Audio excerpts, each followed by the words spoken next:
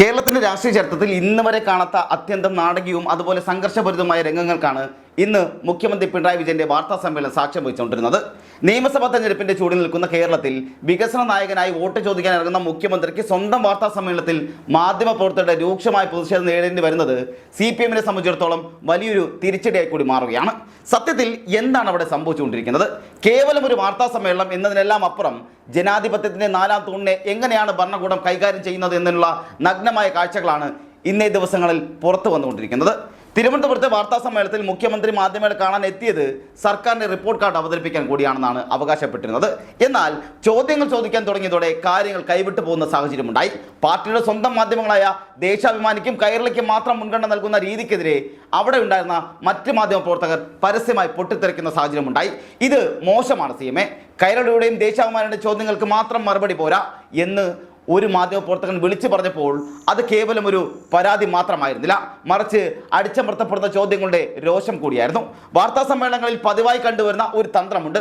സ്വന്തം പാർട്ടിയുടെ ആളുകളെ കൊണ്ട് തങ്ങൾക്ക് ഇഷ്ടമുള്ള ചോദ്യം ചോദിക്കുക എന്നുള്ളത്. അതല്ലെങ്കിൽ തങ്ങൾക്ക് ദഹിക്കാത്ത ചോദ്യങ്ങൾ മറ്റ് മാധ്യമപ്രവർത്തകരിൽ നിന്നുണ്ടാകുമ്പോൾ അതിന് പകരം ദേശാഭിമാനിയുടെയോ കൈരളിയുടെ ചോദ്യം അതിനിടയ്ക്ക് കയറി വരുമ്പോൾ അതിന് മാത്രം പിണറായി വിജയൻ മറുപടി പറയുന്ന ഒരു സ്വഭാവം കൂടി ഉണ്ടാകുന്ന സാഹചര്യം ഉണ്ടായിട്ടുണ്ട്.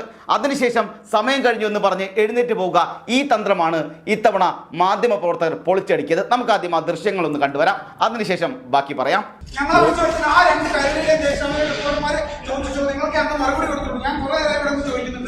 മോശമാണ്. ആരെയോ വിളിച്ചു വെച്ചിട്ട് ചോദ്യം ചോദിക്കാൻ പറ്റില്ല എന്ന് പറയുന്നത്. ഇന്നലെ ജോൺ ബ്രിട്ടാസ് പറഞ്ഞത് അന്നാണ് ഏറ്റവും കൂടുതൽ വാർത്താ സമ്മേളനം നടത്തിയെന്നാണ്. അങ്ങനെ നടത്തിയ ആളും മാധ്യമപ്രവർത്തകർ ചോദ്യം ചെയ്യാൻ തയ്യാറാണ്. മോശമാണ് ചെയ്യുന്നത്. ആളുകളെ വിളിച്ചു വെച്ചിട്ട് ചോദ്യം ചോദിക്കാൻ സമ്മതിക്കാത്തത്.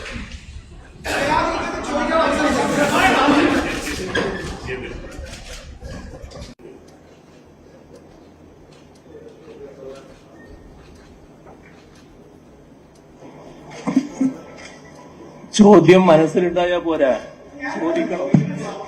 ചോദിക്കണം. ചോദ്യം മനസ്സിലുണ്ടായാൽ പോരാ. ഇവിടെ ചിലർക്ക് ചില ഉദ്ദേശങ്ങളുണ്ട്. ആ ഉദ്ദേശമാണ് ഇപ്പൊ പ്രകടമായത്. ഇത് ഏതെങ്കിലും വാർത്താ സമ്മേളനത്തിൽ കാണുന്ന കാര്യമാണോ? നിങ്ങൾ എല്ലാവരും ചോദിച്ചു. നിങ്ങൾ ഏത് മാധ്യമപ്രവർത്തകരാണെന്ന് ഞാൻ ചോദിച്ചില്ല. ആ ചോദ്യത്തിന് ഞാൻ മറുപടി പറഞ്ഞു. ആ മറുപടി വിശദമായിട്ട് പറഞ്ഞു. അതല്ലേ ഉണ്ടായത്. നിങ്ങൾ എല്ലാവരും കേട്ടിരിക്കല്ലേ. നിങ്ങളെ ചിലരുടെ മനസ്സിൽ ചോദ്യം ഉണ്ടാവും. ആ ചോദ്യത്തിന് നിങ്ങൾ ചോദിച്ചാലേ ഉത്തരം പറയാൻ പറ്റൂ. എല്ലാവർക്കും ചോദ്യം ചോദിക്കാൻ ഒരു പത്രസമ്മേളനത്തിൽ അവസരം കിട്ടിയെന്ന് വരുമോ? അപ്പൊ സമയം കഴിഞ്ഞു. അതുകൊണ്ടാണ് ഞാൻ അവസാനിപ്പിക്കുന്നത്. ദേശാഭിമാനിയിൽ നിന്നും കൈരളിൽ നിന്നുമായി 7 പേരാണ് വാർത്താ സമ്മേളനത്തിനായി എത്തിയത്. ഇവരുടെ ചോദ്യങ്ങൾക്ക് മാത്രം സമയം നീക്കിവെക്കുകയും മറ്റുള്ളവരെ തഴയുകയും ചെയ്യുന്നത് മുഖ്യമന്ത്രിയുടെ സ്ഥിരം ശൈലിയായി മാറിയും കഴിഞ്ഞു. ഇതിനെതിരെയാണ് പത്രപ്രവർത്തകർ ഒറ്റക്കെട്ടായി രംഗത്ത് വന്നത്. ഇതിനിടയിലാണ് SDPI-യുമായി ബന്ധപ്പെട്ട ഒരു നിർണായക ചോദ്യം ഉയർന്നത്. ആ ചോദ്യം ചോദിച്ച മാധ്യമപ്രവർത്തകരോട് ഇയാൾക്ക് എന്തോ സൂക്കേടുണ്ടെന്ന് മുഖ്യമന്ത്രി പരിഹസിച്ചത് ജനാധിപത്യ കേരളത്തിന് ഒട്ടും നിരക്കാത്ത ഒന്നുകൂടിയായിരുന്നു. ഒരു മുഖ്യമന്ത്രി തന്റെ മുന്നിലിരിക്കുന്ന മാധ്യമപ്രവർത്തകനെ വ്യക്തിപരമായി അധിക്ഷേപിക്കുന്നത് എന്തിനാണെന്നുള്ള ചോദ്യമാണ് ഇവിടെ പ്രധാനമായി ചോദ്യം ഉയരുന്നത്. മറുപടി പറയാൻ കൈവശ വസ്തുതകൾ ഇല്ലാതാകുമ്പോഴോ ഇത്തരത്തിലുള്ള അധിക്ഷേപങ്ങൾ ഉണ്ടാകുന്നത് എന്നുള്ള ചോദ്യം ഇതിനിടെ സജീവമായി ഉണ്ടാകുകയും ചെയ്തു. തിരുവനന്തപുരത്തെ ഈ നാടകം കഴിഞ്ഞ് കൊല്ലത്തേക്ക് എത്തിയപ്പോഴും മുഖ്യമന്ത്രി തന്റെ രീതി മാറ്റാൻ കഴിയുന്നുമില്ല, അല്ലെങ്കിൽ തയ്യാറായിരുന്നുമില്ല. എന്നാൽ അവിടെയും മാധ്യമപ്രവർത്തകർ വിട്ടുകൊടുക്കാൻ തയ്യാറായില്ലായിരുന്നു. 3 ചോദ്യങ്ങൾക്ക് മാത്രം മറുപടി നൽകി മുഖ്യമന്ത്രി എഴുന്നേറ്റ് പോകുമ്പോൾ എല്ലാവരും ഒരുപോലെ പ്രതിഷേധിച്ചു. തിരിച്ചു വന്നിരിക്കേണ്ടിയും വന്നു. ചോദ്യം മനസ്സിലുണ്ടായാൽ പോരാ, സമയം കഴിഞ്ഞെന്ന് അദ്ദേഹം ന്യായീകരിക്കാൻ ശ്രമിച്ചെങ്കിലും ചോദ്യങ്ങൾ അദ്ദേഹം ഭയപ്പെടുന്ന കാര്യം അവിടെ വ്യക്തവുമായിരുന്നു. യഥാർത്ഥത്തിൽ എന്തുകൊണ്ടാണ് പിണറായി വിജയൻ മാധ്യമങ്ങളുടെ ചോദ്യങ്ങളെ തന്നെ ഇത്രയധികം ഭയപ്പെടുന്നത്?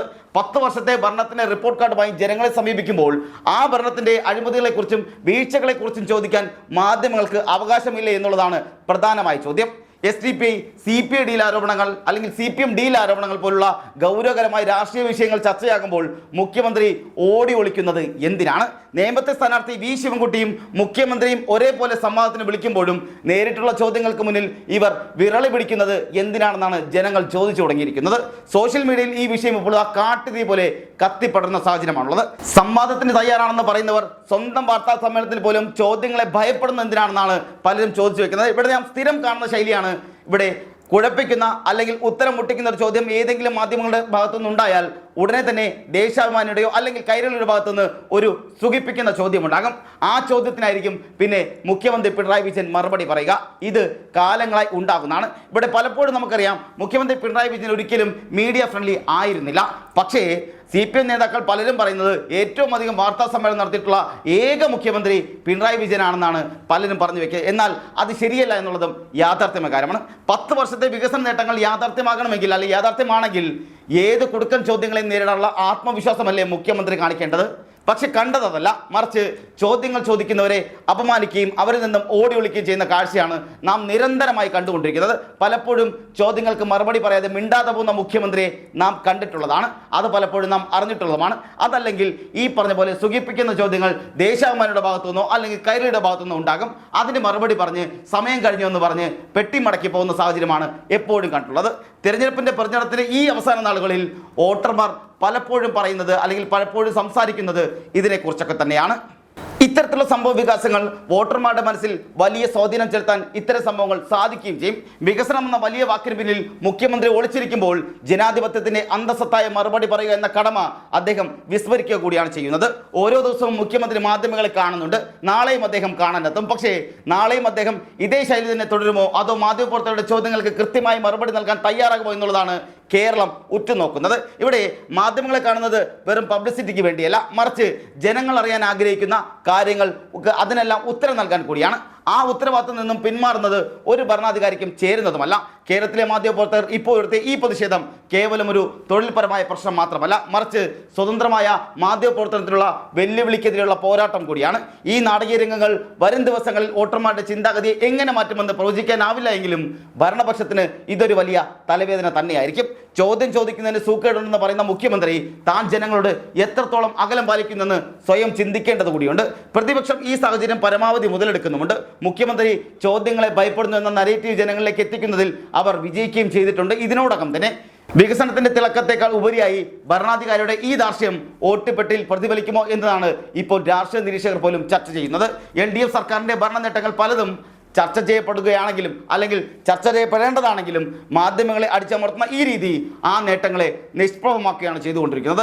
നാളത്തെ വാർത്താ സമ്മേളനത്തിൽ മുഖ്യമന്ത്രി നിലപാട് എന്തായിരിക്കും എന്നുള്ളതാണ് ഇവിടെ ഇനി അറിയാനുള്ളത്. അദ്ദേഹം ഇനിയും തൻ്റെ പാർട്ടിക്കാരെ മാത്രം പ്രോത്സാഹിപ്പിക്കുമോ അതോ സ്വതന്ത്ര മാധ്യമപ്രവർത്തനത്തെ ബഹുമാനിക്കുമോ എന്നുള്ളതാണ് ഇനി അറിയാനുള്ളത്. ഈ ചോദ്യത്തിനുള്ള ഉത്തരം കേരളത്തിൻ്റെ രാഷ്ട്രീയ ഭാവിയെ സംബന്ധിച്ചിടത്തോളം വളരെ പ്രധാനപ്പെട്ടത് കൂടിയാണ്. പിണറായി വിജയൻ എന്ന കടുപ്പക്കാരനായ മുഖ്യമന്ത്രിക്ക് ഈ പ്രതിസന്ധിയെ എങ്ങനെ മറികടക്കാൻ കഴിയുമെന്ന് നമുക്കിനി കാത്തിരുന്ന് കാണേണ്ടതാണ്. എന്തു തന്നെയായാലും കേരളത്തിലെ മാധ്യമ ചരിത്രത്തിൽ ഈ ദിവസങ്ങൾ ഇവിടെ അടയാളപ്പെടുത്തുക തന്നെ ചെയ്യും, യാതൊരു തർക്കവുമില്ല. അധികാരത്തിന് തണലിൽ ചോദ്യങ്ങളെ അടിച്ചമർത്താൻ നോക്കിയാൽ ആ ചോദ്യങ്ങൾ കൂടുതൽ ഉച്ചത്തിൽ ഉയരുമെന്ന് ഈ പ്രതിഷേധങ്ങൾ തെളിയിക്കുന്നത് കൂടിയാണ്.